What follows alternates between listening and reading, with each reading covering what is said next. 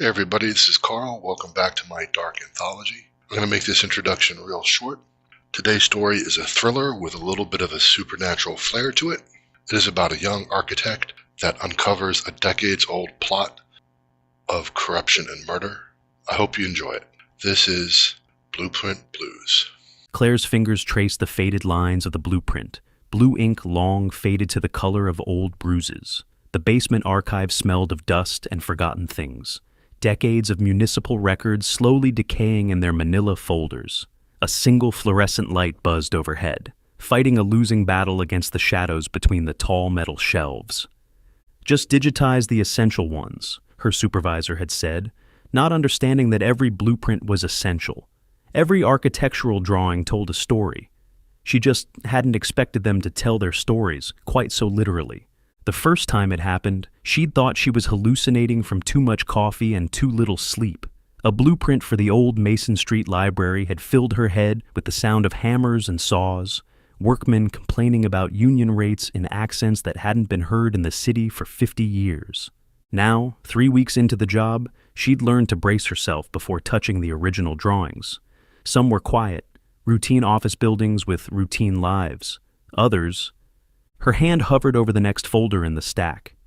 City Hall Annex, 1947. The paper felt wrong before she even unfolded it, like static electricity building before a storm. The first touch brought voices, sharp and angry. "The money has to be moved tonight. If anyone finds out, Reeves knows too much." Then a sound she'd never heard in any blueprint before. A single gunshot, followed by silence. Claire jerked her hand away, the fluorescent light flickering as if in sympathy. In the distance, somewhere in the maze of shelves, she heard footsteps. She wasn't supposed to be here this late. No one was. The footsteps came closer. Claire gathered the blueprints with trembling hands, trying to quiet the rustle of paper. The footsteps echoed off the archive walls, measured and deliberate. Not the hurried pace of another researcher late at night, but something more purposeful. A shadow moved between the shelves, cast by the security lights in the hallway outside. Whoever it was hadn't turned on the main lights. They didn't want to be seen. She slipped the 1947 blueprints into her messenger bag, heart pounding. The archives operated on an honor system. Technically, nothing was supposed to leave the building, but technically, she wasn't supposed to hear dead men's last words in architectural drawings either. The footsteps stopped. Claire held her breath, pressing herself against a shelf of land surveys from the 1980s. The fluorescent light above her flickered and died, leaving her in the dim glow filtering in from the hallway. "Hello?" A man's voice, smooth and professional. "Security. The building's closed." Claire almost laughed with relief, just a guard doing his rounds. She stepped out from behind the shelf. "Sorry, I was just finishing up some cataloging. I have authorization to..." The words died in her throat. The man wore a security uniform, but his hand rested too casually on his holstered weapon. Real security guards didn't stand like that. Didn't watch you with eyes that calculated rather than questioned. "ID?" he asked, moving closer. His shoes were too expensive for a guard's salary, his haircut too precise. Claire clutched her bag tighter. "Of course! It's right." She patted her pockets, taking a step backward. "I must have left it upstairs. Why don't we go get it?" His smile never reaching sincerity. "Together." Another step back. The archive's layout unfolded in her mind. She'd spent weeks memorizing it, tracing the paths between shelves like streets on a map. 3 rows to the emergency exit. If she could just... The guard's radio crackled. He glanced down for just a moment, but it was enough. Claire turned and ran, her footsteps thundering through the quiet archives. Behind her, she heard a curse and the sound of pursuit. She ducked left, right, left again, letting the shelves blur past. The emergency exit's red glow beckoned ahead. Almost there. Her hand hit the push bar just as something whistled past her ear. The sound of breaking glass followed her into the stairwell. Not a security guard. Definitely not a security guard. Claire took the stairs 3 at a time, her bag thumping against her hip. The blueprints inside felt warm, almost alive, like they were trying to tell her something else. But she couldn't stop, couldn't touch them, couldn't let the voices in. Not now. She burst out into the parking lot, the night air heavy with late summer heat. Her old Volvo sat 3 rows back, its faded blue paint almost black in the darkness. The keys shook in her hand as she fought to find the right one. Behind her, the emergency exit slammed open. She dove into the car, jammed the key into the ignition. The engine coughed once, twice. Come on, she pleaded, footsteps on asphalt, getting closer. The engine roared to life. Claire slammed the car into reverse just as the man reached her window. Their eyes met for a moment, his widening in surprise, hers narrowing in determination. She floored it. The Volvo shot backward, driver's side mirror catching the man's uniform. He stumbled, cursing, and Claire saw the glint of metal in his hand. She threw the car into drive and peeled out of the parking lot, tires screaming on asphalt. In her rearview mirror, the man grew smaller, then vanished. He wasn't chasing her. He didn't need to. They both knew where she worked, where she lived. The blueprint in her bag seemed to pulse with remembered violence. A gunshot over 50 years ago, echoing into tonight. Thomas Reeves had known too much then. Now she did too. Claire drove through empty streets, hands tight on the wheel. She couldn't go home, couldn't go to the police. Not without proof, not with just voices from old paper. She needed somewhere to think, somewhere to make sense of what the blueprints were trying to tell her. Her phone lit up with a text from an unknown number. The archives have seen enough death already. Walk away. Claire turned off her phone, then turned her car toward the only person she could trust, her old professor, Dr. Mark Smith. If anyone would believe her about voices and blueprints, it would be the man who taught her that buildings hold more stories than most people ever hear. The city stretched out around her, a maze of streets and secrets. Somewhere in those blueprints was the truth about Thomas Reeves. She just had to live long enough to find it. Dr. Smith's Victorian-style house sat back from the street, its gables casting strange shadows in the streetlight. Like everything about her old professor, it was meticulously preserved, but somehow out of step with time. More a museum piece than a home. Claire had spent countless hours here during grad school, discussing architectural theory over tea in his book-lined study. Now she stood on his porch at 2 a.m., wondering if she was about to sound completely insane. The porch light clicked on before she could knock. Dr. Smith opened the door, wearing a faded Harvard sweatshirt and reading glasses, looking exactly as he had when she'd taken his advanced architectural history seminar 5 years ago. Claire? His eyes went from her face to her messenger bag, then to the empty street behind her. Come inside, quickly. She followed him through the familiar hallway, past walls lined with framed blueprints and architectural drawings. In his study, books and papers covered every surface except for 2 leather armchairs and a small table between them. Sit, he said, closing the curtains. Tell me what you found. Claire stared at him. How did you... Why else would one of my best students show up in the middle of the night looking like she's seen a ghost? He settled into the chair opposite her. And given your new position at the archives, I assume this involves something you found there. She pulled out the 1947 blueprints with trembling hands, hesitating. How could she explain what was happening? That she heard voices in old paper? That buildings whispered their secrets to her? Dr. Smith had taught her to think critically, to question everything. He'd laugh her out of his study. I found something in the City Hall Annex plans, she said carefully. Something about Thomas Reeves and missing development funds. I think...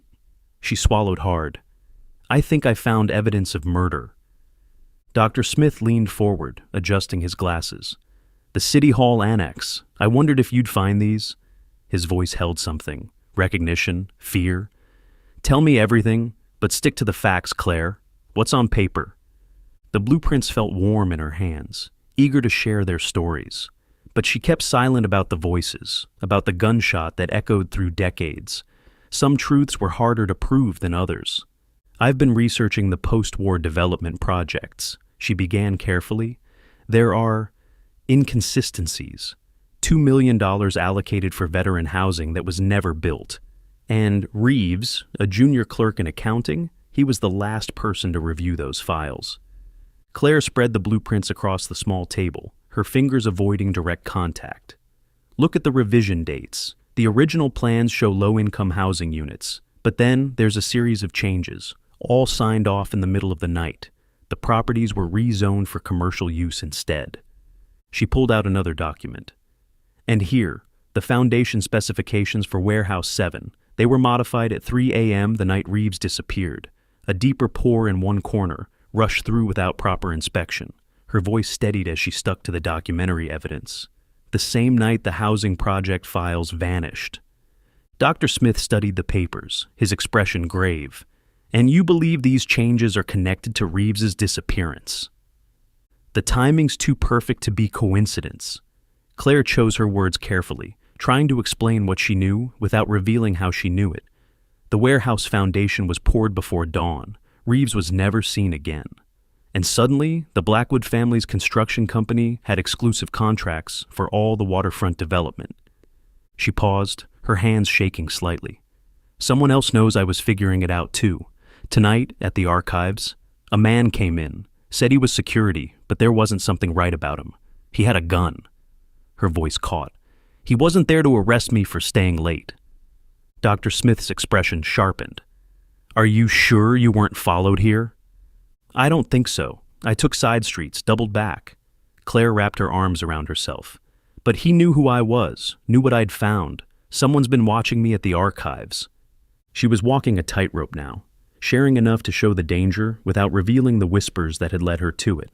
The voices in the blueprints clamored to be heard, but she kept her focus on what she could prove. $2 million meant for veterans, she said softly. Enough to start an empire if you knew how to hide it, and someone's still protecting that secret. I knew about Thomas Reeves. He stood, moving to one of his many bookshelves, pulling out a thin folder, yellowed with age. The official story was that he embezzled the money himself and fled to Mexico. He was murdered, Claire said softly, catching herself before she mentioned the voices. All the evidence points to it, and now they're willing to kill again to keep it buried. A floorboard creaked somewhere in the house. Dr. Smith's head snapped up. Are you sure you weren't followed? Before Claire could answer, they heard the unmistakable sound of the back door opening. The basement, Dr. Smith whispered urgently. Behind the furnace, there's a door to the old coal room. Go, now. But I'll stall them. Go. Claire clutched the blueprints to her chest and ran. Behind her, she heard Dr. Smith's calm voice. Gentlemen, this is a rather unorthodox hour for a visit. Claire huddled in the darkness of the coal room, heart pounding. Through the old heating vents, she could hear muffled voices from above. Dr. Smith's calm academic tone contrasting with deeper, more threatening voices. Professor, we know she came here. Let's keep this civil. At 2 a.m., with guns, civility seems to have already left the conversation. A crash, something heavy hitting the floor. Claire pressed her hand against her mouth to stay quiet. The blueprints in her bag felt warm, almost urgent.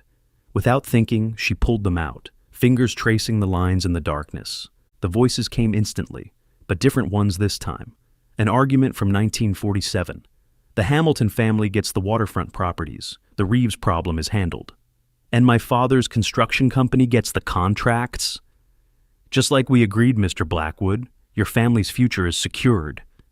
Claire's breath caught. Blackwood, as in Senator William Blackwood, whose grandfather had built half the city. The same Blackwood family that still owned most of the waterfront development companies. Another voice from above, search the house, make sure she's not here. More footsteps. Claire looked around desperately. The coal room was a dead end, just old brick walls and a small window too high to reach. Unless, the coal room should have another exit, a delivery chute that connected to the old service alley. Those bricks there, she thought to herself, they aren't as old, they weren't load-bearing. A crash from upstairs. Dr. Smith's voice, sharper now. That's a first edition. Have you thugs no respect for... The sound of a slap cut his words short. Claire felt along the wall where the chute should be. The bricks were loose, decades of moisture doing what time alone couldn't. She could feel cold air seeping through the cracks. More voices from the blueprints, overlapping now, not just from the annex, but from other buildings, the waterfront warehouses, the old courthouse, pieces clicking together, the Hamilton Blackwood Development Company. Judge Patterson signed off on the permits. Reeves's body goes in the foundation of Warehouse 7. Claire's fingers found an edge. One brick shifted, then another. The The footsteps above were getting closer. Through the heating vent, a new voice. "Sir, you need to see this." Found it in his study. Paper rustling. Then a sharp intake of breath. "Well, Professor, funny that you should have these notes out tonight. The Hamilton Blackwood Conspiracy. Quite a provocative title. Who have you been talking to?" "Academic curiosity," Dr. Smith replied, his voice strained.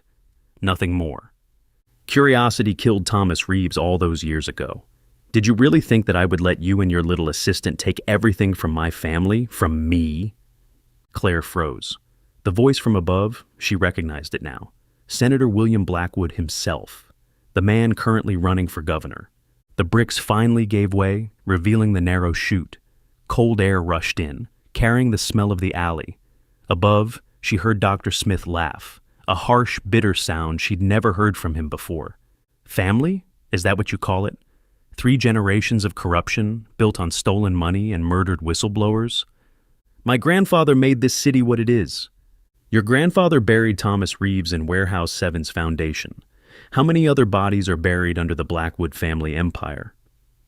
Through the heating vents, Senator Blackwood's voice hardened. "You're a fool, Smith. All these years studying the past, never understanding how the present works. Some stories need to stay buried. Like how your family's waterfront development started with stolen federal funds." Dr. Smith's voice was steady now, almost taunting. "Or how every major construction project since 1947 has gone through Blackwood companies. Progress has a price, and Thomas Reeves paid it." A sharp crack, another slap, maybe worse. Claire winced at Dr. Smith's muffled grunt of pain. The chute was clear now, but she couldn't leave him. Not after he'd protected her. Not with the truth so close. She touched the blueprints again, desperate for more. The paper felt hot now, almost burning. Images and voices flooded her mind. A late-night meeting in the annex. Thomas Reeves, young and earnest, confronting old man Blackwood. "These funds were meant for veteran housing, not private development. I won't sign off on this." The sound of a scuffle, a gunshot. Then, "Get the contractor. Tell him there's a change to the Warehouse 7 foundation plans. Tonight?" Claire's hands shook as she pulled out the warehouse blueprints. There, in the foundation details, a last-minute revision. A deeper pour in one corner, signed off by the city inspector at 3 a.m. The perfect place to bury secrets. Above, furniture crashed.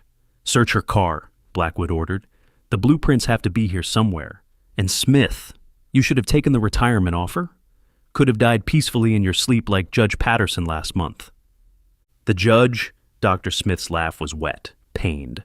"Let me guess. He finally grew a conscience about all those property decisions he rubber-stamped." "Conscience is a luxury, Professor, one this city can't afford, not with the new development plans." Blackwood's voice grew closer to the vent. "The waterfront is about to change forever. Billions in contracts, all through the proper channels this time. No more messy loose ends." Claire looked at the blueprints in her hands. Not just evidence of an old murder, but proof of decades of corruption. The foundation of an empire built on blood and stolen money. And now, with the new development plans... She heard footsteps on the basement stairs. A choice then. Run with the evidence or try to save Dr. Smith. The chute beckoned, promising escape. But the truth had already cost too many lives.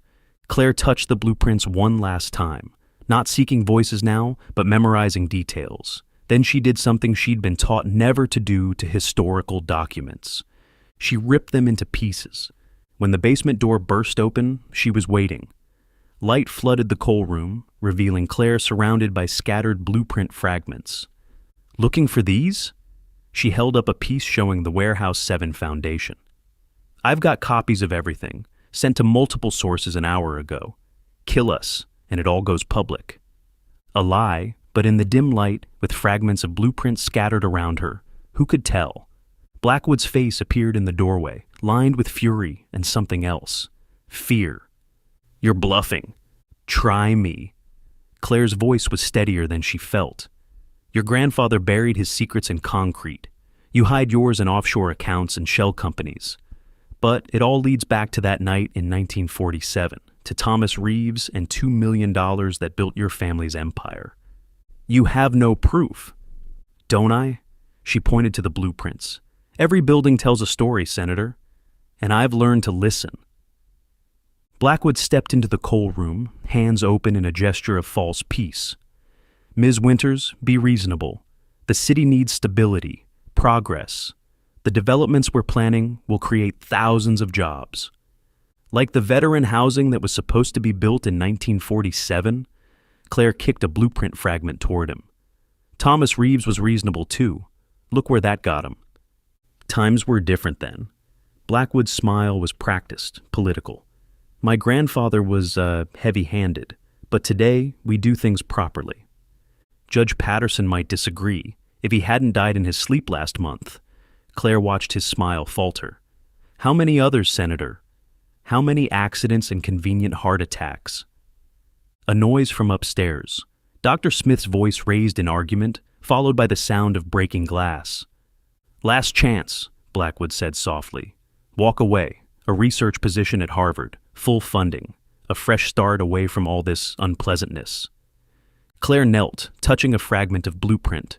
The paper burned under her fingers, voices rushing in. Please, I have a family. The hole we are going to put you in is going to be deep. No one will ever find you. She looked up at Blackwood. Your grandfather's voice. He said those exact words to Thomas Reeves, right before... Something shifted in Blackwood's expression. The politician vanished, replaced by something curious but cold. He moved closer, stepping on blueprint fragments. Fascinating. Some sort of post-cognition. I almost wish we could study this ability of yours. But a gunshot cracked above them. Then silence. Dr. Smith! Claire started for the stairs, but Blackwood's hand clamped on her arm. He chose his path, like Reeves did, like you're choosing now. His grip tightened. Some stories need to stay buried, Ms. Winters, along with the people who try to tell them. Claire's free hand found another blueprint piece. The paper seared her palm, but she held on. The voices came stronger now, not just from 1947, but from every year since. Decades of secrets, of whispered meetings and muffled screams. Every building that had witnessed the Blackwood family's rise to power had a story to tell. And in that moment, Claire understood. She wasn't just hearing the past, she was its voice. She pressed the paper harder, letting the voices flow through her. When she spoke, it wasn't just her voice. It was Thomas Reeves, Judge Patterson, every victim of the Blackwood Empire. Tell them, William, she said, their voices overlapping with hers. Tell them about the bodies under the foundations, the bribes in the walls, the blood in the concrete. Blackwood stumbled back. What are you... Your grandfather's words echo in every building he touched. Claire advanced, the blueprint fragments swirling around her feet. The judge's last conversation plays on repeat in his chambers, and right now, upstairs, Dr. Smith's study is recording everything, every confession, every threat. She was bluffing mostly, but in the dim light, with decades of voices speaking through her, how could he be sure? You're insane, Blackwood whispered, but his confidence was cracking. Sirens wailed in the distance, growing closer. That's impossible, he said. No one knew. The buildings knew. Claire held up another fragment. They remember everything, Senator, and now they're telling their stories. The sirens were very close now. Through the coal room's tiny window, red and blue lights painted the alley walls. This isn't over, Blackwood snarled, backing toward the stairs. You have no idea what you're dealing with. Neither do you. Claire's voice was quiet now, but carried the weight of decades. Run for governor, Senator. Run for president. But remember, every room you enter, every building you hide in, they're all listening now. And so am I. The basement door burst open. Police flooded down the stairs, Doctor, Chen's voice guiding them. Down here! Quickly!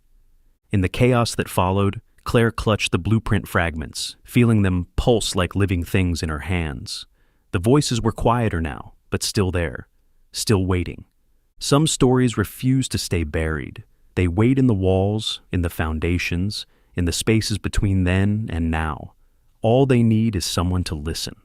And Claire? She had learned to listen very well indeed. A month later, Claire sat at her desk in the archives, a fresh stack of blueprints beside her. The morning paper lay open to a headline. Senator Blackwood withdraws from governor's race amid investigation. Below that, A smaller headline: Historic warehouse, 7 to be demolished. Human remains found in foundation. Dr. Smith was back teaching, sporting a small scar above his eye that he claimed made him look more distinguished. He'd started a special research project on urban development history, with Claire as his assistant. They had a lot of buildings to listen to. The police had found enough evidence in Warehouse 7 to open a dozen investigations. Old cases were being reopened, suspicious deaths re-examined. The Blackwood Empire was crumbling, one exposed secret at a time. Claire picked up a blueprint, plans for a new community center on the waterfront. For the first time since 1947, the contract hadn't gone to a Blackwood company. She touched the paper gently, letting its future whisper to her. The voices were different now. Children laughing, community meetings, the sounds of a city healing. Her phone buzzed, a text from Dr. Smith. Found more files from 47. Come by when you can. Bring coffee. Claire smiled, gathering her things. The archives didn't feel so dark anymore, even in the basement. Maybe because the secrets they held weren't staying buried. Or maybe because she'd finally learned what her grandmother used to say. Every building has a story, if you know how to listen. The fluorescent lights hummed overhead as she locked up. But now they seemed less like they were fighting the shadows, and more like they were keeping watch. After all, in a city full of old buildings and older secrets, someone had to be there to hear their stories. And Claire, she would be listening for a long time to come. Thank you for sticking around and listening to the whole story. I hope you enjoyed it. I imagine if you stuck around as long as you have, you probably have some feelings about the story. I would love to hear them in the comments, good or bad, doesn't matter. I want to hear them. If you enjoyed the story, please like and share it with some people that think you might enjoy it. And don't forget to subscribe. You all have a good day. I'll catch you here next time.